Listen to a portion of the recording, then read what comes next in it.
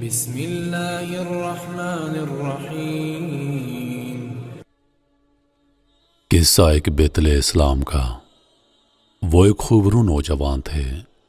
ان کی تربیت و پرورش ایک معزز اور باوقار اور صاحب سلطان و اقتدار گھرانے میں ہوئی۔ اپنی قوم میں ان کی بہت عزت و تعظیم کی جاتی تھی۔ اپنے ملک اور علاقے میں ان کی ہیبت اور دھاک بیٹھی ہوئی تھی۔ وہ اپنے ہم عمر لوگوں میں سرکردہ تھے اور اپنے زمانے کے منفرد شخص بلکہ فرید طہر اور وحید اثر تھے۔ یہ ہیں سیدنا سلمان فارسی رضی اللہ تعالی عنہ۔ وہ آتش پرست اور مجوسی تھے، آگ کی پوجا کیا کرتے۔ ان کا باپ اپنی قوم کا سردار تھا۔ وہ اپنے اس ہونہار بیٹے کو دل و جان سے چاہتا تھا۔ اس نے انہیں اپنے گھر میں آگ کے پاس ہی ٹھہرا رکھا تھا۔ آگ کے پاس طویل عرصہ تک ٹھہرنے کے نتیجے میں انہوں نے موجوسیت کو سیکھنے میں خوب محنت کی، حتیٰ کہ وہ اپنے معبود آگ کو جلانے والے بن گئے۔ ان کے باپ کا ایک بہت بڑا باغ تھا۔ وہ روزانہ اس باغ میں جایا کرتے۔ ایک دن ان کا باپ اپنے گھر میں کسی تعمیری کام میں مشغول تھا کہ اس نے اپنے بیٹے سے مخاطب ہو کر کہا، سلمان، تم میری جاگیر میں جاؤ اور وہاں فلاں فلاں کام کرو۔ سیدنا سلمان فارسی رضی اللہ عنہ بہت خوش ہوئے۔ اس قید سے باہر نکلے اور سیدھے باغ کی طرف چل دیے۔ جب وہ باغ کی طرف جا رہے تھے تو راستے میں ان کا گزر عیسائیوں کے ایک گرجے کے پاس سے ہوا۔ انہوں نے وہاں پر پوجا پاٹ کی آوازیں سنی تو گرجے میں داخل ہو گئے تاکہ دیکھیں کہ وہ لوگ کیا کرتے ہیں۔ انہوں نے ان کی پوجا پاٹ یعنی عبادت کا جو انداز دیکھا وہ انہیں اچھا لگا اور ان کی پیروی کرنے کو جی چاہا۔ انہوں نے دل ہی دل میں کہا، جس دین موجوسیت اور آتش پرستی پر ہم ہیں، اس سے تو یہ اچھا ہے۔ انہوں نے عیسائیوں سے ان کے دین کے بارے میں سوال کیا اور تفصیل پوچھی تو انہوں نے بتایا کہ ان کے دین کا مرکز شام ہے اور ان کا سب سے بڑا عالم بھی وہی ہے۔ وہ شام تک انہی کے پاس رہے حتیٰ کہ دن غروب ہو گیا اور اپنے والد کے پاس لوٹ آنے میں انہیں تاخیر ہو گئی۔ جب وہ لوٹ کر اپنے والد کے پاس آئے تو اس نے ان سے پوچھا، بیٹا، اب تک تم کہاں تھے؟ انہوں نے عرض کیا، میرا کچھ ایسے لوگوں کے پاس سے گزر ہوا جو اپنے چرچ میں عبادت اور پوجا پاٹ کر رہے تھے۔ ان کا طریقہ کار اور عبادت مجھے اچھی لگی۔ میں نے یہ بھی محسوس کیا کہ ان کا دین ہمارے دین سے بہتر ہے۔ ان کا والد ڈر گیا اور کہنے لگا، اے میرے بیٹے، تمہارا دین اور تمہارے آباء و اجداد کا دین ان کے دین سے بہت اچھا ہے۔ اس پر انہوں نے برجستہ کہا، اللہ کی قسم ایسا ہرگز نہیں ہو سکتا۔ حقیقت یہ ہے کہ ان کا دین ہمارے دین سے بہت اچھا ہے۔ ان کا باپ اب اس خطرے میں مبتلا ہو گیا کہ یہ کہیں دین موجوسی سے خارج نہ ہو جائے، چنانچہ اس نے ان کے پاؤں میں بیڑیاں ڈال کر انہیں گھر میں قید کر دیا۔ سیدنا سلمان فارسی رضی اللہ عنہ نے اپنے باپ کی طرف سے جب یہ سلوک دیکھا تو عیسائیوں کی طرف اپنا قاصد بھیجا کہ میں تمہارے دین پر خوش ہوں اور اسے قبول کرنے کی خواہش رکھتا ہوں۔ جب شام کے عیسائیوں کا کوئی وفد تمہارے پاس آئے تو اس کے آنے کی مجھے اطلاع دے دینا۔ ابھی کچھ زیادہ عرصہ نہیں گزرا تھا کہ شام سے ایک وفد ان کے پاس آ گیا جو شام کے عیسائی تاجروں پر مشتمل تھا۔ انہوں نے سیدنا سلمان فارسی رضی اللہ عنہ کی طرف آدمی بھیج کر انہیں پیغام پہنچا دیا۔ انہوں نے اس پیغام رساں کو یہ جواب دے کر بھیجا کہ جب وہ تاجر اپنے کام کاج سے فارغ ہو جائیں اور ان کا واپسی کا ارادہ ہو جائے تو مجھے مطلع کر دیں۔ جب تاجروں نے واپسی کا پروگرام طے کر لیا تو انہوں نے سیدنا سلمان فارسی رضی اللہ عنہ کو اس کی اطلاع پہنچائی اور ملاقات کے لیے ایک جگہ طے کر دی۔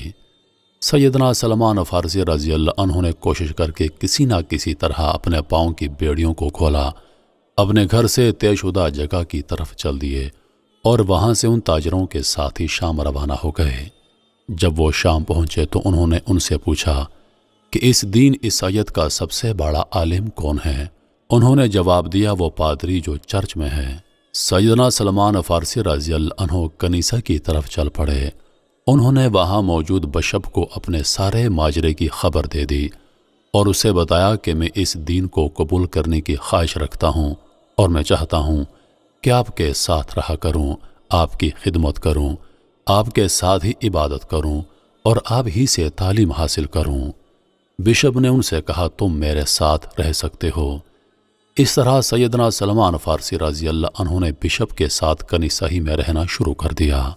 سیدنا سلمان فارسی رضی اللہ عنہ نیکی کے کاموں، فلاح و بہبود کے امور اور عبادت و بندگی میں کوشاں رہا کرتے، جبکہ وہ بشپ اپنی دین عیسائیت کا بدترین شخص تھا۔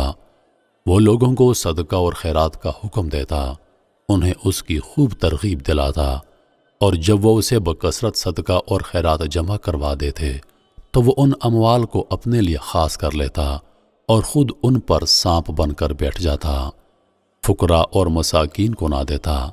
ایسی ہی دیگر وجوہات کی بنا پر سیدنا سلمان فارسی رضی اللہ عنہ کو ان سے سخت نفرت ہو گئی، لیکن وہ اس کے بارے میں کسی کو کچھ نہیں کہہ سکتے تھے، کیونکہ بشپ کی لوگوں کے ہاں بڑی قدر و منزلت ہوتی، جبکہ حضرت سلمان فارسی رضی اللہ عنہ ایک اجنبی تھے، اور دوسرا یہ کہ ابھی نئے نئے ان کی دین مسیحت میں داخل ہوئے تھے۔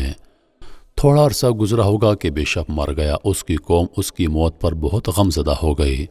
سب لوگ جمع ہو گئے تاکہ غسل و تکفین کے بعد اسے دفن کر دیں۔ سیدنا سلمان فارسی رضی اللہ عنہ نے جب ان لوگوں کے مال اور غم کی یہ کیفیت دیکھی تو کہنے لگے تمہارا یہ بشپ کوئی اچھا آدمی نہیں تھا، بلکہ یہ عیسائیت کے علماء میں سے تھا۔ وہ تمہیں صدقہ کرنے کا حکم دیتا اور تمہیں اس کی خوب ترغیب دلاتا، لیکن جب تم مال اور دولت لا کر اس کے پاس جمع کروا دیتے تو وہ اسے اپنا ذاتی خزانہ بنا لیتا اور فقراء اور مساکین کو اس میں سے کچھ نہیں دیا کرتا۔ لوگوں نے پوچھا تمہارے پاس اس کا کیا ثبوت ہے؟ انہوں نے جواب میں فرمایا میں تمہیں اس کے خزانے کا پتہ دیتا ہوں۔ انہوں نے لوگوں کو اپنے ساتھ لیا اور اس جگہ جا ٹھہرے جہاں اس نے اپنا خزانہ چھپا رکھا تھا۔ لوگوں نے اس جگہ کھودا تو وہاں سے 7 بڑے بڑے برتن نکلے جو سونے اور چاندی سے بھرے ہوئے تھے۔ اب لوگوں نے کہنا شروع کر دیا اللہ کی قسم ہم اسے دفن نہیں کریں گے۔ پھر انہوں نے واقعی اسے لکڑی پر سولی چڑھا دیا اور پتھر مار مار کر سنگسار کر دیا۔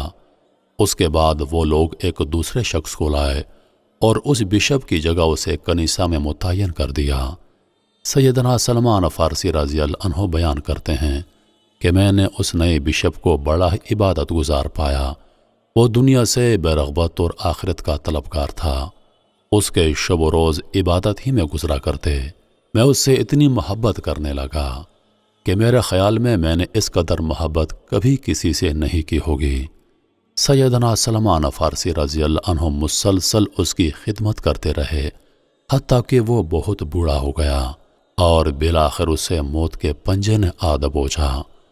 وہ اس کے فراق پہ بہت ہی غمگین ہو گئے اور انہیں اس بات کا خدشہ لاحق ہو گیا کہ پتہ نہیں اس کے بعد وہ اس کے دین پر قائم رہ سکیں گے یا نہیں۔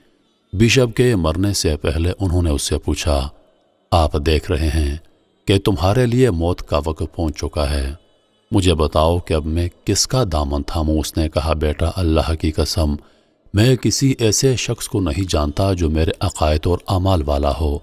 لوگوں نے دین کو بدل دیا ہے، وہ ہلاکت میں مبتلا ہو گئے ہیں اور انہوں نے بکثرت اپنے معتقدات اور احکام کو ترک کر دیا ہے۔ ہاں صرف موصل شہر عراق میں ایک آدمی ایسا ہے جس کا عقیدہ اور عمل مجھ جیسا ہے، وہ فلاں نام کا آدمی ہے، تم فوراً اس کے پاس چلے جاؤ۔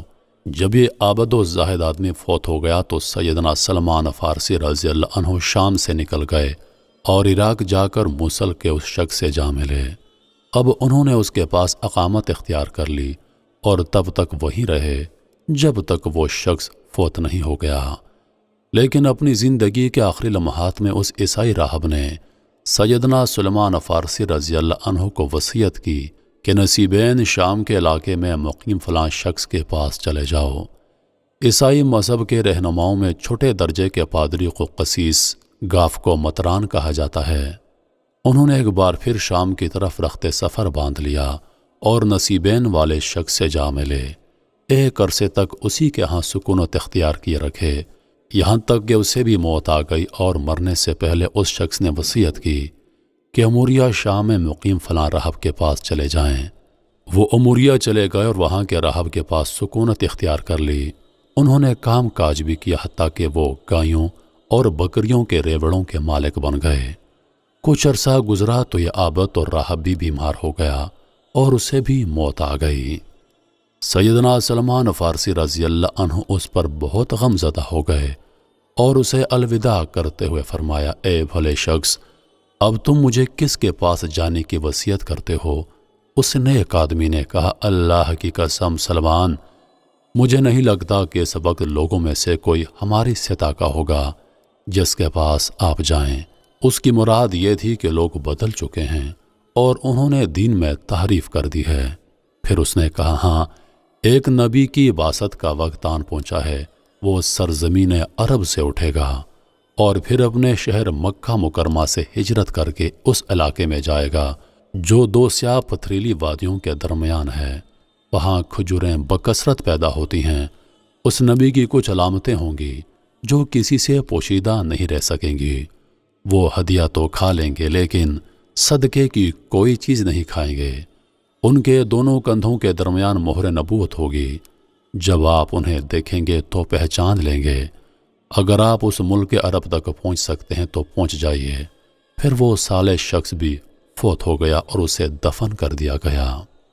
سیدنا سلمان فارسی رضی اللہ عنہ جب تک اللہ نے چاہا اموریہ میں رہے۔ اب وہ کسی ایسے شخص یا قافلے کی تلاش میں تھے جو انہیں اپنے ساتھ سرزمین نبوت پر لے جاتا۔ وہ مسلسل اسی انتظار میں تھے کہ ایک دن قبیلہ بنو کلب کے لوگوں کا وہاں سے گزر ہوا جو تجارت اور پیشہ ور تھے۔ سیدنا سلمان فارسی رضی اللہ عنہ نے ان سے مطالبہ کیا کہ وہ انہیں اپنے ساتھ اپنے ملک لے جائیں اور اس کے عوض وہ انہیں اپنی گائیاں اور بکریاں دے دیں گے۔ انہوں نے اس کی حامی بھر لی۔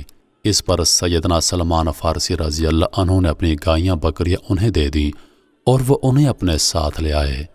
جب وہ لوگ وادی القرا پہنچے تو ان کے دل میں لالچ نے گھر کر لیا۔ انہوں نے ان پر ظلم ڈھایا اور یہ دعویٰ کرنے لگے کہ یہ ان کا زرخرید غلام ہے، اس لیے انہوں نے انہیں ایک یہودی کے ہاتھوں فروخت کر دیا۔ سیدنا سلمان فارسی رضی اللہ عنہ اپنا دفاع نہ کر سکے اور اس یہودی کے پاس ایک غلام کی حیثیت سے کام کرنے لگے۔ ایک دن اس یہودی کے پاس مدینہ منورہ کے یہودی قبیلہ بنی قریظہ کا ایک آدمی آیا جو اس یہودی کا چچا زاد بھائی تھا۔ اس نے سیدنا سلمان فارسی رضی اللہ عنہ کو خرید لیا اور اپنے ساتھ مدینہ منورہ لے گیا۔ سیدنا سلمان فارسی رضی اللہ عنہ نے جب مدینہ منورہ اس کی کھجوروں اور اس کے پتھروں کو دیکھا تو انہیں یقین ہو گیا کہ وہ عرض نبوت جس کے اوصاف اموریہ کے راہب نے بیان کیے تھے وہ یہی ہے۔ اب وہ اطمینان کے ساتھ وہاں رہنے لگے اور منصب رسالت پر فائز ہونے والی شخصیت کا انتظار کرنے لگے۔ کئی سال اسی طرح گزر گئے۔ اللہ تعالیٰ نے اپنے رسول صلی اللہ علیہ وآلہ وسلم کو مابعوث فرمایا۔ حضور پاک صلی اللہ علیہ وآلہ وسلم ایک مدت تک مکہ مکرمہ میں بحیثیت نبی سکونت پذیر اور دعوت و تبلیغ کرتے رہے۔ اس سارے عرصے میں سیدنا سلمان فارسی رضی اللہ عنہ نے آپ صلی اللہ علیہ وآلہ وسلم کا ذکر تک نہ سنا۔ اس کی وجہ یہ تھی کہ وہ اپنے یہودی مالک کی خدمت میں شب و روز مصروف رہا کرتے۔ پھر نبی کریم صلی اللہ علیہ وآلہ وسلم نے مدینہ منورہ کی طرف ہجرت فرمائی۔ آپ مدینہ منورہ میں تشریف فرما تھے، مگر سیدنا سلمان فارسی رضی اللہ عنہ کو آپ کے بارے میں کوئی خبر نہ تھی۔ ایک دن وہ اپنے مالک کے نخلستان میں ایک کھجور پر چڑھ کر کام میں مصروف تھے۔ ان کا مالک بھی اسی کھجور کے نیچے بیٹھا ہوا تھا کہ اس کے چچا زاد بھائیوں میں سے ایک یہودی شخص وہاں پر آیا اور اس کے پاس کھڑے ہو کر اس نے کہنا شروع کر دیا، ارے بھائی، اللہ تعالیٰ بنو اوس اور بنو خزرج کے لوگوں کو غارت کرے، وہ سب قباء میں ایک شخص کے ارد گرد جمع ہیں جو مکہ مکرمہ سے آیا ہے اور اس کا دعویٰ ہے کہ وہ اللہ کا نبی ہے۔ سیدنا سلمان فارسی رضی اللہ عنہ کا یہ بات سننا تھا کہ ان کے سارے بدن نے جھرجھری لی، ان پر سنسنی چھا گئی۔ خوشی سے ان کا دل اچھل کر فضا میں اڑنے لگا۔ وہ کھجور پر کانپ کر رہ گئے اور قریب تھا کہ وہ گر ہی جاتے، مگر انہوں نے اپنے آپ کو سنبھالا۔ فوراً کھجور سے نیچے اتر آئے اور چلا چلا کر اس آدمی سے پوچھنے لگے، تم کیا کہہ رہے ہو؟ تم یہ کیا خبر دے رہے ہو؟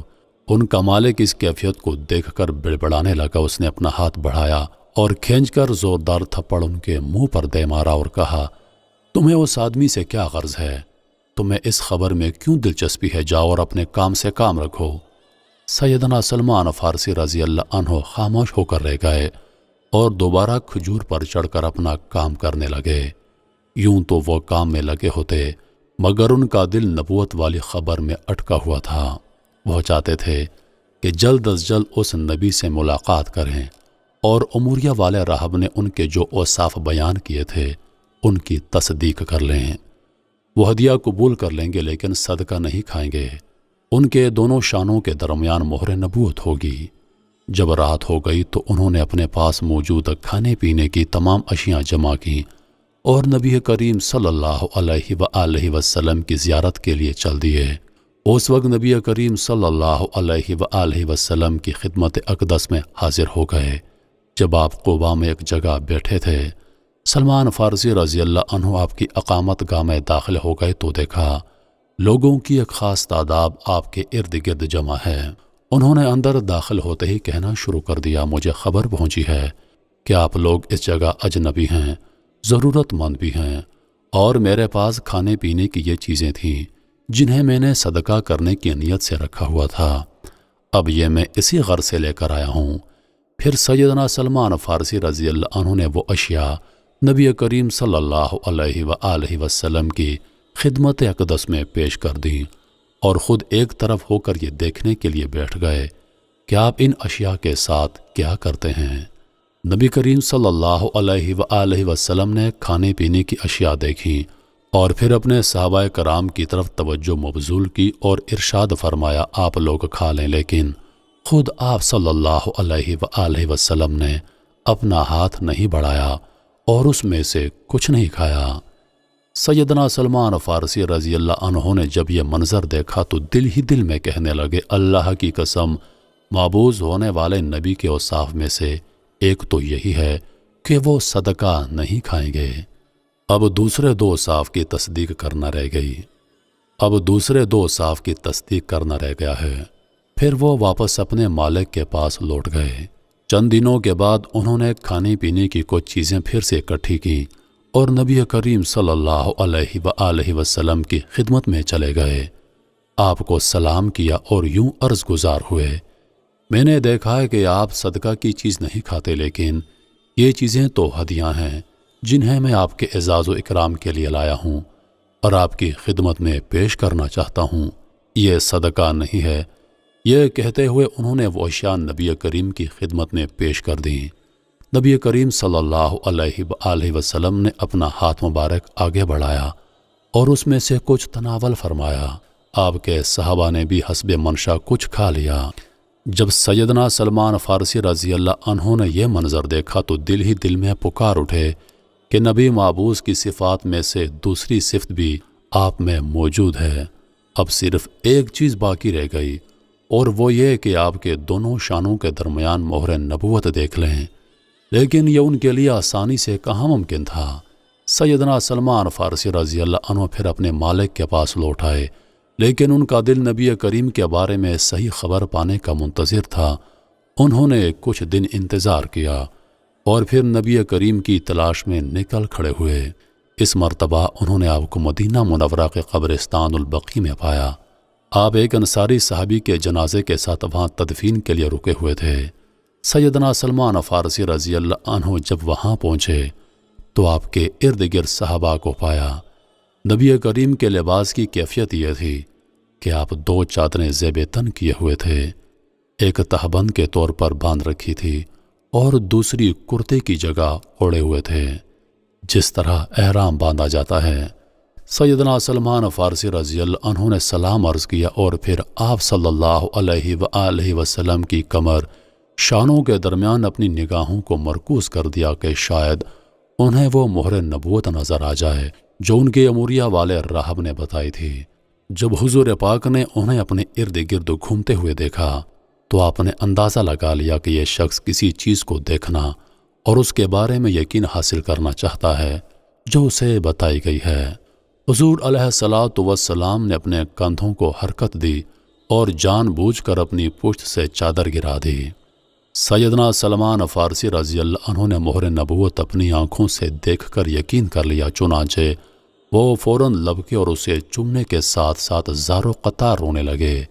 ان کی یہ کیفیت دیکھ کر نبی کریم نے انہیں حکم فرمایا کہ آگے کی طرف آ جاؤ اور میرے سامنے آ کر بیٹھ جاؤ۔ وہ آگے کی طرف آئے اور حضور علیہ الصلاۃ والسلام کے رخ انور کے سامنے ہو گئے۔ نبی کریم نے ان سے سارا ماجرا پوچھا، جس پر انہوں نے اپنی ساری کہانی کہہ سنائی۔ انہوں نے آپ کو بتایا، میں ایک مالدار اور خوشحال نوجوان تھا۔ میں نے تلاش حق اور ایمان کے حصول کی خاطر تمام عزت اور اقتدار کو لات مار دی۔ میں یہودی راہبوں کے پاس یکے بعد دیگرے منتقل ہوتا رہا، ان کی خدمت کرتا اور ان سے دین کی تعلیم حاصل کیا کرتا۔ بالآخر معاملہ یہ ہوا کہ میں مدینہ منورہ کے ایک یہودی کے ہاں زرخرید غلام کی حیثیت سے خدمت پر مامور کر دیا گیا۔ اب سیدنا سلمان فارسی رضی اللہ عنہ نے حضور علیہ الصلاۃ والسلام کی طرف عقیدت اور احترام سے دیکھنا شروع کر دیا۔ ان کی آنکھوں سے فرط محبت کی بنا پر ٹپ ٹپ آنسو بہہ رہے تھے، جو ان کے رخساروں کو بھگوتے ہوئے زمین پر گر رہے تھے۔ وہ انتہائی فرحت و مسرت سے مالا مال اور بشارت و خوشی سے دو چار تھے۔ پھر وہ اسلام لائے، کلمہ شہادت پڑھا اور اپنے یہودی مالک کے پاس چلے گئے۔ اس یہودی نے کام کاج اور خدمت کا بوجھ مزید بڑھا دیا۔ صحابہ کرام نبی کریم کی خدمت میں حاضری کا شرف لوٹتے، لیکن وہ غلامی کی زنجیروں میں جکڑے ہونے کی وجہ سے اس سعادت سے محروم رہتے، حتیٰ کہ انہیں غزوہ بدر اور غزوہ احد میں شرکت کا اعزاز بھی نہ مل سکا۔ نبی کریم نے جب ان کی یہ حالت دیکھی تو فرمایا، اے سلمان، اپنے مالک سے حصول آزادی کا معاوضہ ادا کرنے کی شرائط طے کر لو، یعنی طے شدہ قیمت کے عوض اپنی آزادی کا سودا کر لو اور اپنے آپ کو یہودی سے آزاد کروا لو۔ سیدنا سلمان فارسی نے اپنے مالک سے اس سلسلے میں بات کی تو اس نے ان کی آزادی کی قیمت بہت زیادہ بڑھا دی۔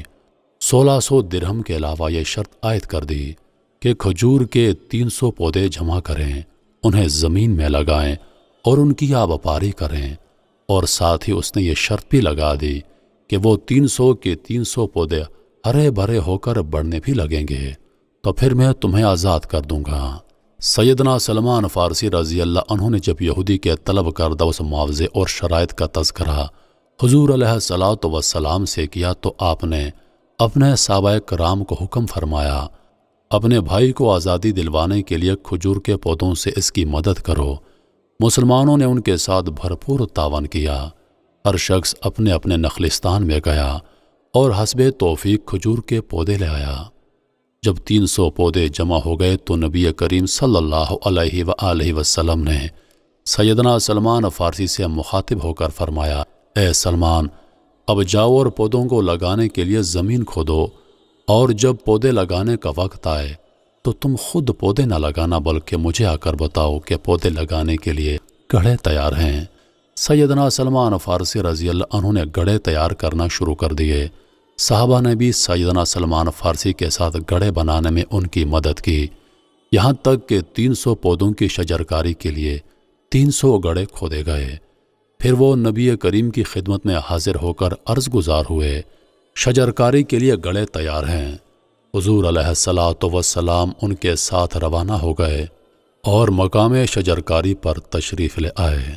صحابہ کرام نے کھجور کے پودے حضور علیہ الصلاۃ والسلام کے قریب کرنا شروع کر دیے۔ آپ اپنے دست مبارک سے وہ پودے گڑھوں میں بوتے گئے۔ سیدنا سلمان فارسی بیان کرتے ہیں، اللہ کی قسم جس کے قبضے میں میری جان ہے، ان پودوں میں سے کوئی ایک بھی پودا سوکھا نہیں بلکہ 300 کے 300 ہرے بھرے ہو کر چل پڑے۔ جب انہوں نے یہ کھجوریں اس یہودی کو دے دیں تب نقد رقم باقی رہ گئی۔ ایک دن حضور علیہ الصلاۃ والسلام کے پاس بعض غزوات سے مال غنیمت کے طور پر کچھ سونا آیا۔ آپ اپنے صحابہ کرام کی طرف متوجہ ہوئے اور فرمایا، اس فارسی غلام نے اپنی آزادی کے پروانے کے لیے جو معاہدہ کر رکھا تھا اس سلسلے میں اس نے کیا کیا ہے؟ پھر فرمایا، یہ سونا اسی کے لیے رہنے دو۔ سیدنا سلمان فارسی جب آئے تو حضور علیہ الصلاۃ والسلام نے ان سے مخاطب ہو کر فرمایا، اے سلمان، یہ سونا لے جاؤ اور اپنے معاہدہ آزادی میں لکھی رقم ادا کر دو۔ سیدنا سلمان فارسی نے وہ سونا لے لیا اور اس سے اس یہودی کی مطلوبہ رقم ادا کر دی اور آزادی حاصل کر لی۔ اس دن کے بعد سے لے کر یوم وفات تک وہ حضور علیہ الصلاۃ والسلام کی خدمت میں اور آپ کی صحبت سے شرف یاب ہوتے رہے۔